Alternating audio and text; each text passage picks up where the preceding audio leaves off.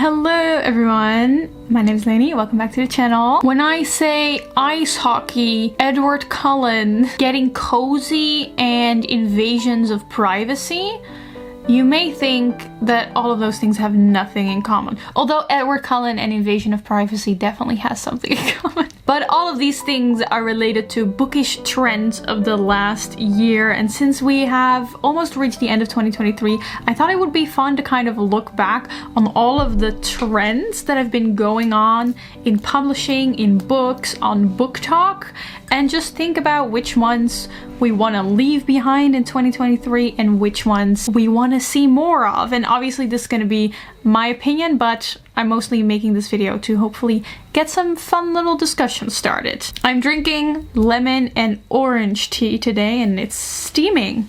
I asked you guys on Instagram to also send me some things that were very popular in the past year, trends that you saw. Obviously, there's probably way more trends. This is just based on like my and you guys' little bubble. If there are more trends, feel free to discuss in the comments. Let us begin with the hype of cozy fantasy. I think this started in 2022, but this year really came to a height.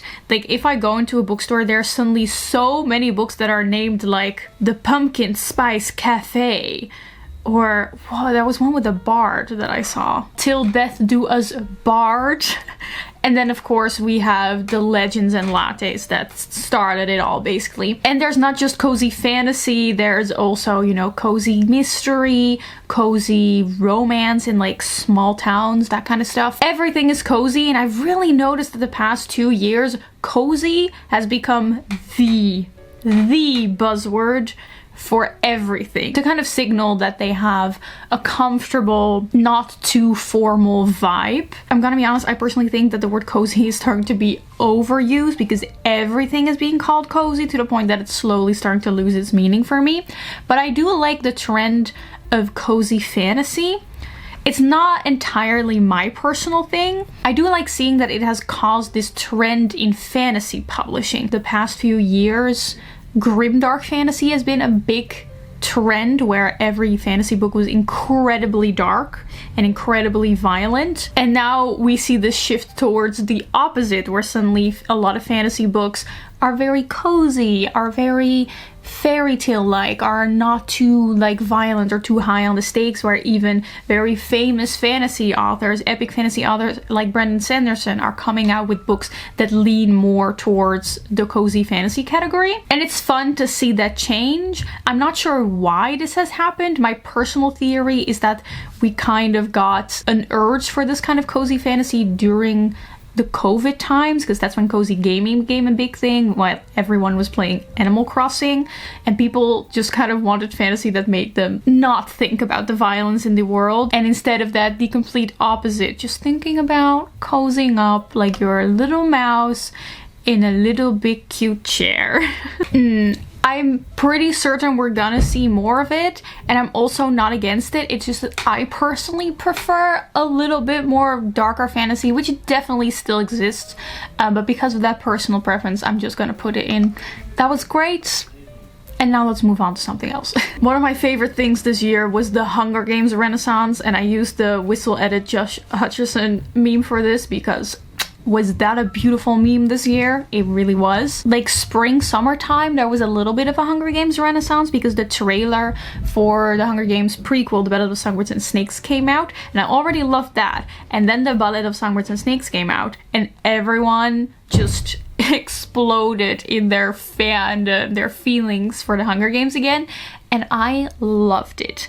It was amazing. I'm so glad that people are re-appreciating Susan Collins' work, because I really do feel that Susan Collins and the whole Hunger Games trilogy kind of disappeared into this like wave of general dystopians, and it was always kind of seen as just this like, oh, just another one of those like teen dystopian books for like teen girls with a love interest, so it's probably not very good because things teen girls love can never really be good. And now I can see people kind of looking back on that and being like, that was actually really good. And for that, I'm so grateful. I'm gonna be honest, I don't think we're gonna see more of this in 2024 because the hype mostly came about because of the new Hunger Games movie and we don't have another one coming. So I'm really sad to say goodbye to this wonderful, wonderful little piece of 2023. Okay, so a lot of people on my Instagram mentioned the tropification of books, referring to the fact that, especially on TikTok, books are now often being marketed solely based on the tropes that are in them. Like, it's enemies to lovers, it has the one bed trope, it has the who did this to you trope. Kind of like that, and book recommendations are often in the style of like books that have the enemies to lovers trope, books that have the fated mates trope, etc. A lot of these tropes are romance related, which I think has been around for a very long time, that romance books are very often kind of marketed or sought after based on the tropes they have. But you also see it a lot in fantasy books as well, and to a lesser extent literary fiction, but even there, like a little bit, you often see books being marketed as like, oh, this is the female rage trope for this book. I have very conflicted feelings about this tropification because on the one hand, I do like that you immediately know what you're getting into, especially when it comes to romance. You're often just looking for certain types of stories, and I just know that if a romance book is gonna be friends to lovers, it's just not really gonna be my thing. I think this is one of the very few times that we can actually blame TikTok. Like, obviously people are doing this because you have a very short time frame, so if you want to recommend books and tell people what they're about in a really, really short time frame, it's super easy to just resort to naming tropes. But because of this, you are losing a lot of information. Sometimes I just want to know what the book is actually about. Just tell me what the plot is. Because very often reducing a book to just its tropes kind of sets the wrong expectations, because oftentimes a book is way more than just its tropes, and then you pick it up because of a certain trope, and then you might get a little bit let down when the rest of the book is not what you thought it would be, because no one actually ever told you what the plot was going to be like. I'm conflicted. I do like knowing what I'm getting into. You know what? We're gonna try to leave it in 2023. Let's start giving plot explanations again. Okay, the next one is gonna be a big one. I have a lot to say about this one. I put a picture of Fourth Wing, but this represents the general huge trend of the past year of romantasy, aka romance fantasy books. So fantasy books that very, very heavily focus on the romance in there as well.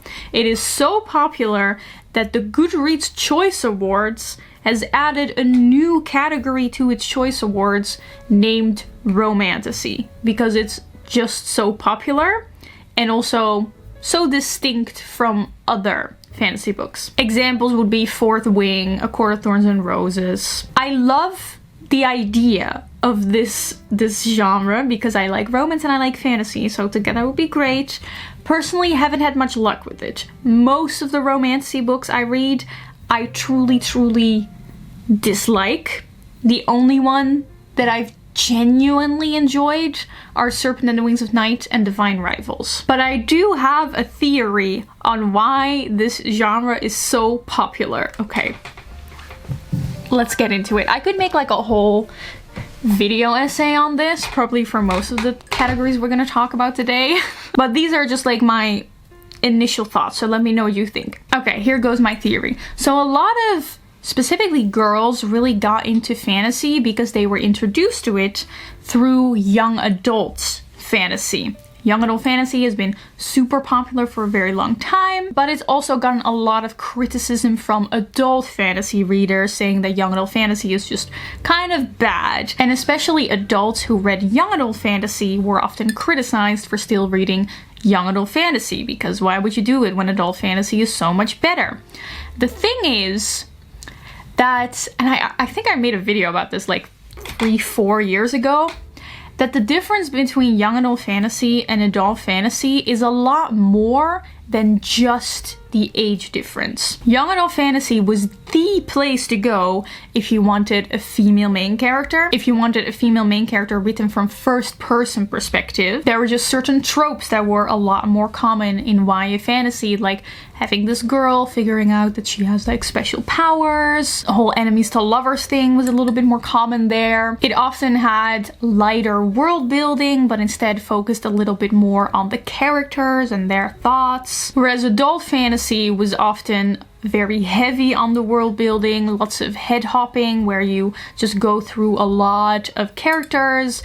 Grimdark was very popular at that moment, which some people just really weren't into, and a lot of adult fantasy is very rife with violence against female characters. And one of the most criticized things about YA fantasy was that there was always too much of a focus on romance. You know, there was always such a heavy romance plotline, which put a lot of adult fantasy readers off, but a lot of YA fantasy readers really liked that. Now, adult fantasy was definitely also popular among people who also read young adult fantasy. I'm not saying you couldn't enjoy both, but there was just a difference in vibe between YA fantasy and adult fantasy that couldn't just be explained away by the age. And for a long time, people really felt like there was not yet an adult version of what young adult fantasy felt like. There was a kind of YA fantasy shaped hole within adult fantasy.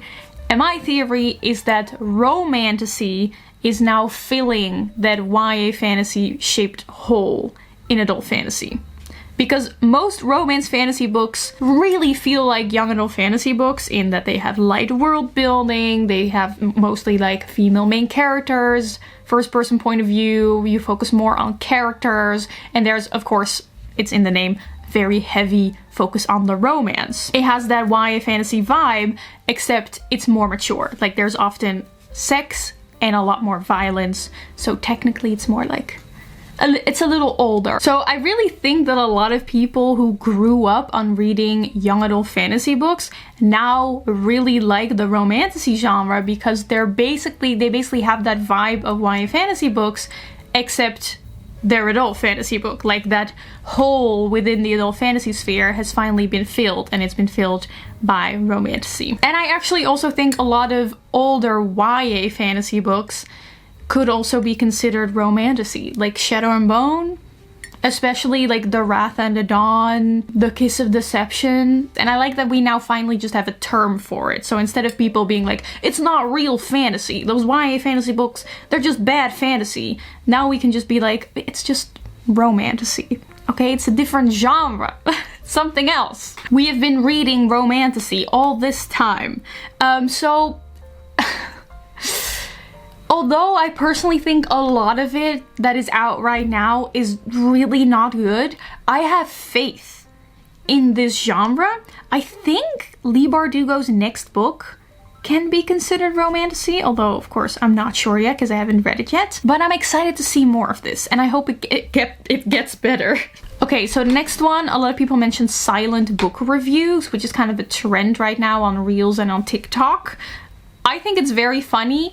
It's definitely a micro trend. Like this is something that is kind of a little trend that everyone's hopping onto right now to get views on TikTok and Reels, but we're probably gonna have forgotten about it in a month, maybe less. A lot of people mentioned that vampires are coming back. And I'm gonna be honest, I was a little bit surprised that so many people said this because this has gone completely like past me. I didn't really notice this. The only books that I could think of with vampires that I've seen around a lot are more of the classics, like Interview with a Vampire, Carmilla, Dracula. But I guess there are like a few more books that have been kind of popular the past year that have vampires, like Serpent and the Wings of Night, The Scarlet Veil, A Dowry of Blood. I haven't seen that much, so do let me know, people who said that vampires are coming back, what you mean by this and where this is coming from. So the interesting thing is, recently I was listening to a podcast with Margaret Atwood, Mona Watt, and Naomi Alderman about Gothic literature, and they talk about vampires. And they actually talk about like the economic implications of vampires versus zombies. And that zombies, we know, is kind of a speculative element that is very, very much tied to the economic crisis in 2008. Around that time, zombie media became extremely popular because it was just the type of fantasy that really fit a time of economic downfall. And in a podcast, it was mentioned that vampires are often kind of the opposite about this, that they become popular during times of economic wealth because vampires are kind of aristocratic, they're kind of associated with a debonair energy. I'm not entirely sure if I agree with this because I think Twilight was also really popular around the 2008 crisis. But yeah, could it be that vampires are coming back? Are we in a time of economic wealth? I don't feel like we are, but I don't really know that much about the economy, so let me know your thoughts. I am actually like tentatively excited about this. Like, I would like to see vampires coming back. And kind of related to vampires, we have this upcoming theme of Gothic literature, Gothic fantasy, Gothic romance that I've been noticing. I personally really love it. One of my predictions for 2023 was that Gothic fiction was going to become more and more of a trend, and I am indeed seeing more and more of it. Like some really big book names this year, like Last Hill the Flower Bride, Study in Drowning, Rouge, the new Mona Awad book, are described as Gothic. And last year also we had Belladonna, Dowry of Blood, La Hacienda, La Bvona. Gothic is coming back. And I'm very, very here for it. I love the eerie, I love the dark, I love the haunted mansions. Again, I do wonder where it comes from. Kind of similarly to the Romantasy genre, it could be the adult version of the paranormal romance, like everyone who grew up on like Twilight and Hush Hush is now actually kind of interested in these Gothic romances. Actually, in 2021, Book Riot released an article about the rise of Gothic horror. The writer Isabel Popp here argues that the Gothic is used to kind of push boundaries of the status quo. So like romances with non-human entities like vampires. And since Gothic novels are often about the shameful feelings around desire, they're also a pretty great carrier for stories about women discovering their sexuality. And there are a lot of Gothic novels with non-white and non-straight main characters where the Gothic is kind of used to symbolize the oppression that people experience, which lends itself very well for creating an eerie vibe that is so typical for the Gothic novel. I, for one, want to only see more of this. Okay, let's go to ice hockey romance. This became really big this year because of the drama, and we'll get to that one next. But ice hockey romance, it's not a new thing. It's been around for years, but it really blew up this year, especially on Book Talk. Elle Kennedy became really popular with the ice hockey romance genre with her off-campus series. The first one is The Deal, which is my biggest guilty pleasure romance. And this one came out in 2015 already, but this year we had Icebreaker, which became super popular. The question is, why ice hockey? What's so great about ice hockey? Within the subcategory of sports romances, ice hockey is by far the most popular. Why? What is it about ice hockey that lends itself so well to romance? So there was actually an article in the Washington Post about this, where they interviewed the events manager at the East City bookshop in Washington, and they say that ice hockey just creates a perfect storm for a romance. The sport itself inherently has so much tension and inherently has so much high risk and drama that when you put that into a romance environment, it really does elevate things. Apparently, ice hockey is also one of the very few sports that allows fighting, which, you know, is great for a high tension romance book. And I've also heard people say that it has more international appeal than, for example, a more typical American sport like American football. Like, I could not tell you the rules of American football, but I feel like ice hockey is the kind of sport that even if it's not like your national sport, you can understand how it works. And therefore, ice hockey romances just have more international appeal. I'm very lukewarm on this, to be honest. But now let's get to, I guess, the drama. And that is Book Talker's simping over real life hockey players. So a while back there was this big controversy when a book talker just went a little bit too far with simping over a real life ice hockey player, because of course if you read all these ice hockey romances, some people have kind of taken that into the real world and started heavily fawning over real life ice hockey players and really objectifying them, over sexualizing them, kind of overstepping a lot of boundaries in this sense. If you want to know more about this, I will leave a link in the description to a video with Cindy, who made like a whole video about this drama. We're gonna leave this in 2023. It's always a little weird and a little creepy if you just over-sexualize and over-objectify people that are real. Don't do that. Even if it's a man that is the subject of the objectification. You can go off about fictional men as much as you want, but as soon as you're going to be speaking about real people, understand that these people can hear what you're saying and they have their own boundaries as well. Okay, another kind of controversial one. A lot of people mentioned like overconsumption, but to be more specific, an incredible rise in sprayed edges and special editions. I don't think this is a 2023 thing, something that has been years in the making. Again, it's something I feel like I could talk about for an entire video, but these are just my preliminary thoughts. A lot of people are criticizing this uptick in sprayed edges books, special edition books, because it's just a sign of overconsumption. Now, I am definitely not a fan of overconsumption. I think it's really good to criticize that. I feel like this is a difficult topic. Okay, first off, I don't think there's anything wrong, obviously, with wanting a book with a fun sprayed edge or wanting a special edition of your favorite book. Collecting things is something that people have been doing for hundreds of years as a hobby. Also, when it comes to books, think about the science fiction masterworks editions. Those are clearly made to collect them all. Sometimes newspapers come out with special editions of books. One example that I can think of is a few years back, the newspaper my parents read came out with like special editions of banned books, and my parents bought like the whole box set of all of those like limited edition banned books. Penguin has been doing this forever. Like, think about all those different editions of all the different classics. You have the modern classics that, you know, are very collectible. You have the cloth-bound hardcovers,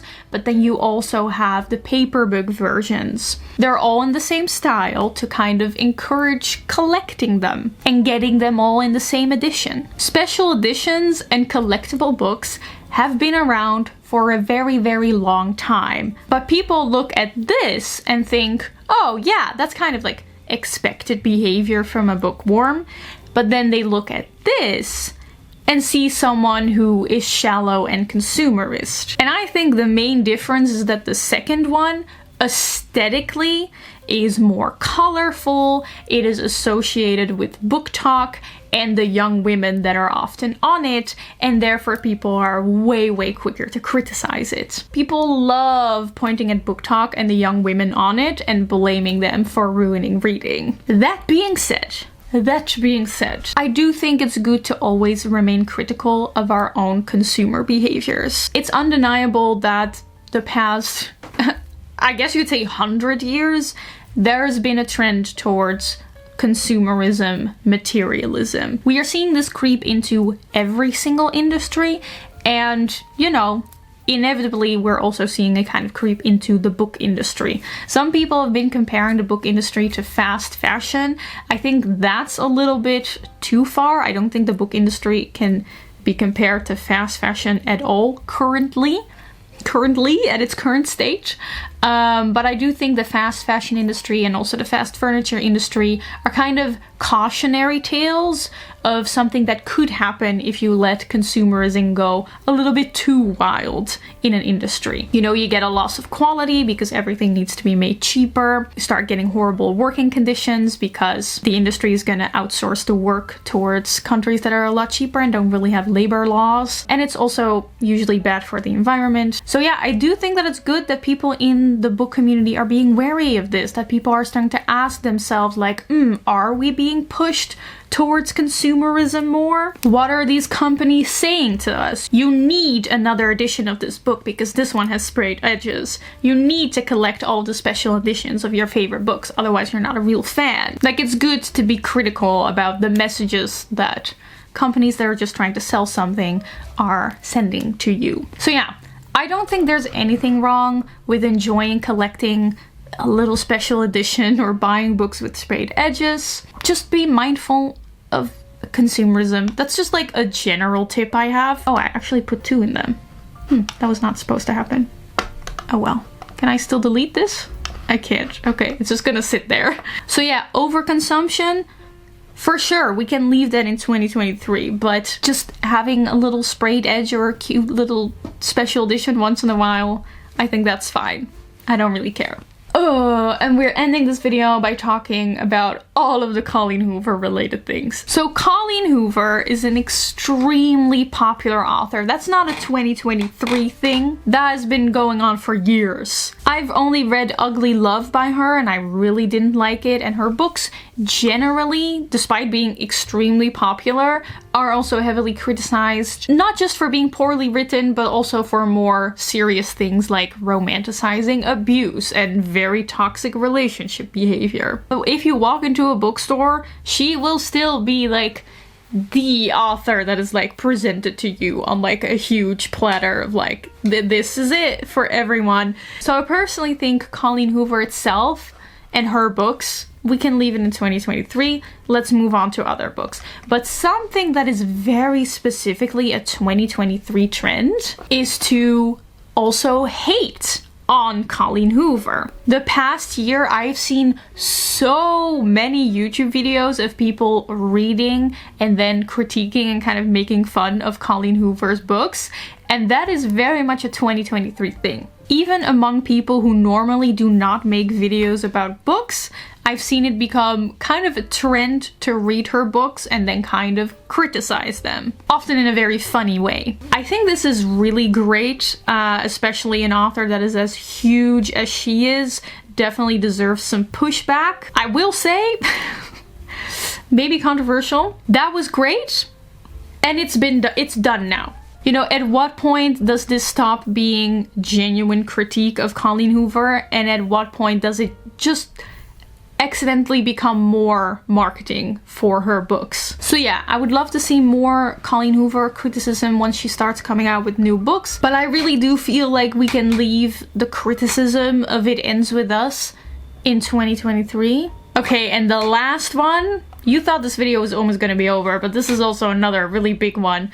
As opposed to the Colleen Hoover hatred, we also have the Colleen Hoover girly hatreds. My For You page is like full of like Colleen Hoover haters and the Colleen Hoover fans just battling it out.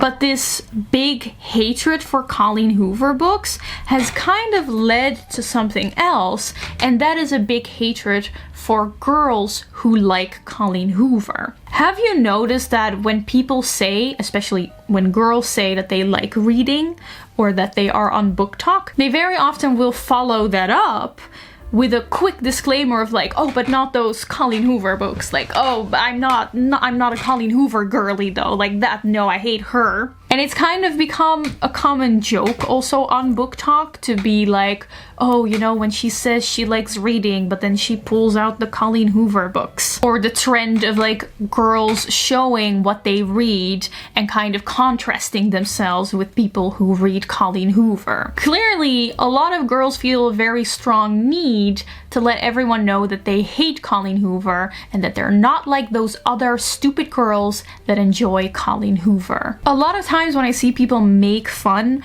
of Colleen Hoover girlies, it is no longer about criticizing Colleen Hoover books. It becomes more about being someone who doesn't like Colleen Hoover and what kind of person that makes you.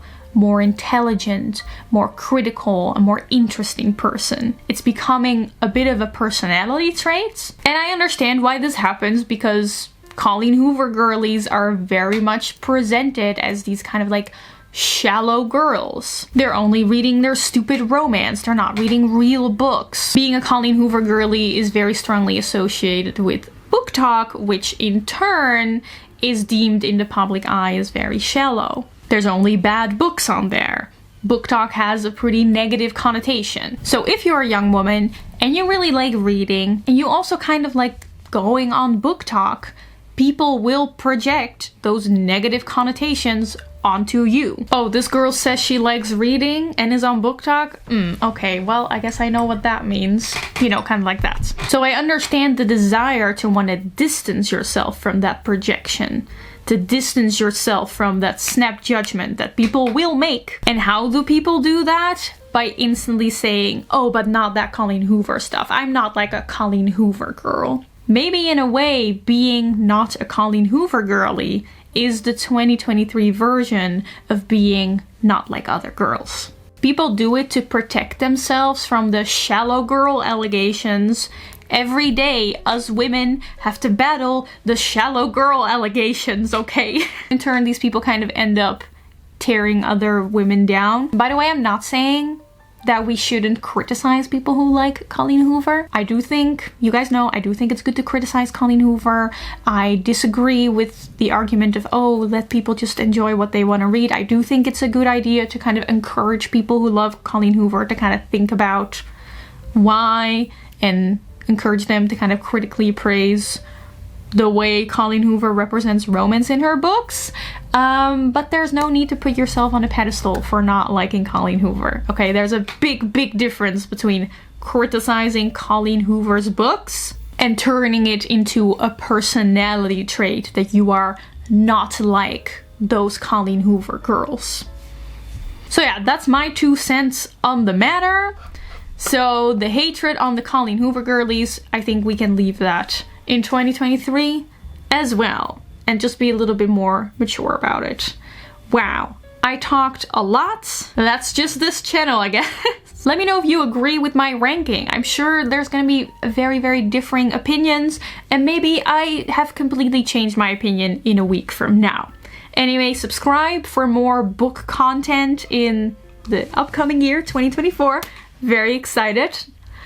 Patreon shout out. I want to thank all of my patrons for supporting me with a special shout out to all of my elite Patreon members, and a warm welcome to our newest members, Harold, Ramirez, and Red. Welcome. I really hope you enjoyed this video. I hope you have a wonderful rest of your day, and I will see you soon. Not next week because I'm taking a Christmas break, but in the new year. Okay, bye.